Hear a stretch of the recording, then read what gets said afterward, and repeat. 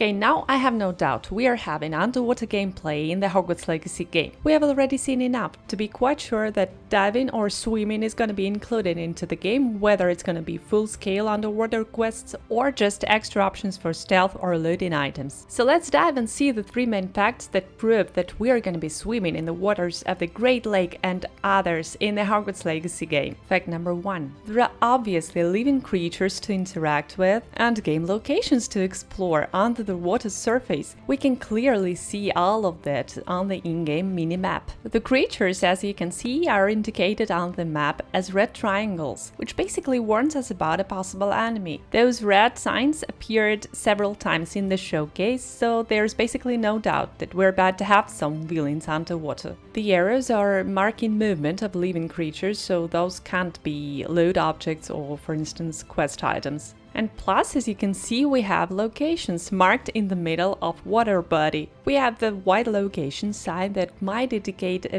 dungeon or a cave that is located underwater and is playable and available to explore. All those signs, I mean the arrows for living creatures and white location indicators, can be spectated on land too. Having those same indicators both on land and in water gives us a proof that we'll be swimming as well as walking, running or flying a broomstick.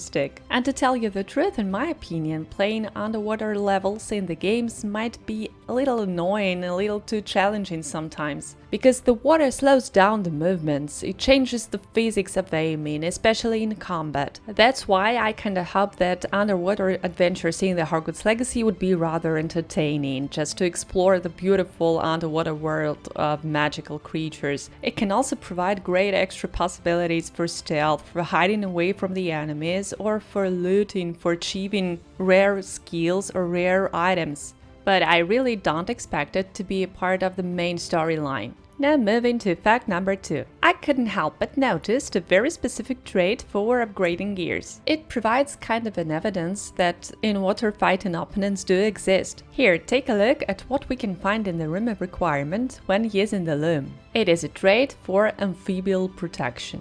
And hey, by the way, I'm not native in English, so maybe someone explains me why amphibial and not amphibian as the dictionary says. I'd really appreciate this, as well as a like for this video. Okay, so the trait is used to decrease damage taken from dog bugs. Dog bugs are a species of magical beasts. To me, they resemble a kind of a giant, creepy, toothy frog. The Newt Commander's book tells that dog bugs are marsh-dwelling creatures and they look like pieces of wood floating in the water. Speaking about the Hogwarts Legacy habitats, this is one of the areas where we can encounter the dog bugs in the game. Take a look at this golden shimmering, but I'm sure that there will be much more areas, otherwise we wouldn't have a specific individual trait for defense against those creatures. On the other hand, I'm not sure if a player will have to necessarily dive or swim when fighting the dog bugs, because water can be shallow in marshes, but it can happen occasionally. But say if we really choose to dive in the water, what or who waits for us in the lakes and rivers of the Hogwarts Legacy anyway? We haven't had, as far as I know, any direct confirmations about merpeople for the game, although they represent actually quite a substantial part of whole magical society, despite of officially declining the being status with the Ministry of Magic. The merpeople of Scotland and Ireland, so basically those that we could meet in the Great Lake on the grounds of the Hogwarts Castle, are called Selkies. They are definitely quite intelligent, they have developed a culture, a language, and what's not to forget, weapons. Plus they are large, larger than human beings, and physically strong. So until we're positively sure merpeople are on our side, we should definitely beware messing with them. We also have another aquatic creature native in Great Britain, and it is grindylow. Grindylows are small, pale, green-skinned water demons, and they would be extremely willing to attack any other living beings and creatures. Only merpeople are able to tame grindylows and even keep them as pets. Grindylows can be quite dangerous. They have very thin and long those surprisingly strong fingers. And if they hold the grip of someone, it's really difficult to break free from it. So wizards use the relatio jinx to force a grindylow to loosen the grip. It also works underwater because it produces a flow of hot boiling water off the wand against the attacking creature. Okay guys, so enough with a small tour underwater in the Hogwarts universe, and let's proceed for the third fact that proves that we are having those underwater adventures in the first place. This is what many of you have already noticed after the second showcase. The river doesn't freeze in wintertime. To me, this also proves that the developers chose to maintain waters and underwater locations always available for interacting and exploring. This fact can be contradicted, of course, with the argument that it might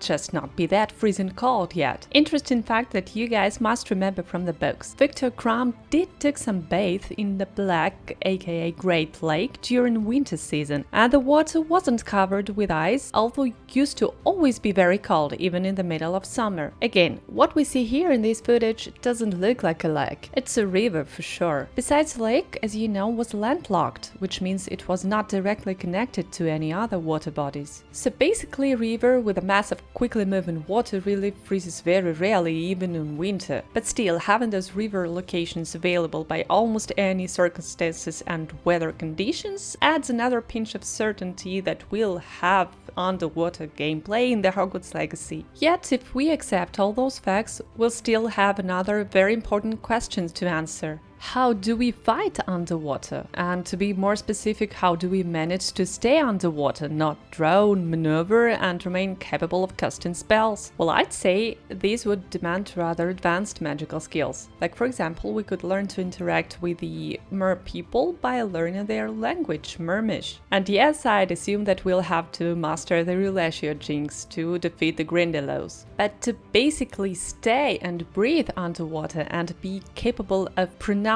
the spells, we should probably reminisce the options used by the participants of the Triwizard tournament in the Goblet of Fire. Correct me if I'm wrong here, but as far as I remember, there were no other direct mentioning of some wizarding activities underwater. So the contestants used 3 different ways. Viktor Krum performed a part self-transfiguration involving the human to shark spell. Viktor was quite a qualified wizard and almost an adult, yet he partly failed the transfiguration and only managed to achieve a shark's head. This appeared to be enough though to stay underwater for completing the task. Interesting is that he might have succeeded exactly thanks to the partial transfiguration instead of the full one, because he luckily kept the intelligence of a human being, and in the case of a complete normal transfiguration, a wizard would keep the intelligence of an animal that he transfigures into. Another way to breathe and see clearly underwater was chosen by 2 contestants at the same time, Fleur Delacour and Cedric Diggory. The bubble head charm that produces a bubble around the head of the caster that constantly provides them with oxygen. It's quite a simple and very effective charm. The bubble head can also be in handy not only underwater, but actually in all areas where the air lacks oxygen or is toxic somehow. And so we're left with the last option used at the tournament to stay underwater by Harry Potter. It was eating a specific magical plant, gillyweed. It basically gives gills to wizards who eat it, and webbing between fingers and toes, which additionally allows to swim more easily. I must say, fighting in water or against water creatures is definitely no task for a beginner wizard. It would demand an advanced level of defensive abilities, specific traits and gear, and at least a moderate level in herbology. However, I'm sure that water locations will be absolutely marvelous, will be very beautiful to explore. So guys, share your thoughts in the comments what you think about underwater locations and underwater fights. Thank you for your attention.